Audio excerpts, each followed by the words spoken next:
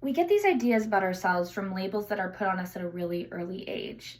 I've heard labels like easy or quiet. For me, the label was too much. And I really identified with this label.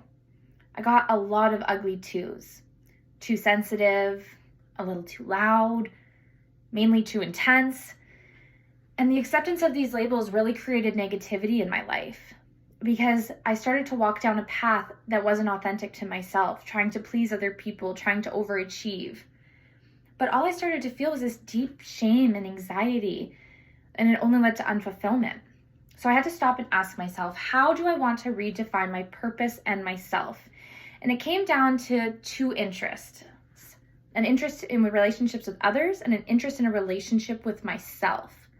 And in my relationships I was building with others, I really was learning more about myself. I wanted to ask questions. I wanted to know their story.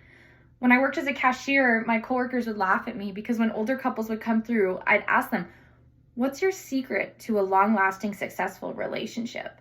And while it seems out of the ordinary, I was genuinely curious how these people cultivated meaning in their lives and how could I imitate it in a way that was authentic to me. And these questions had an answer relating back to these relationships.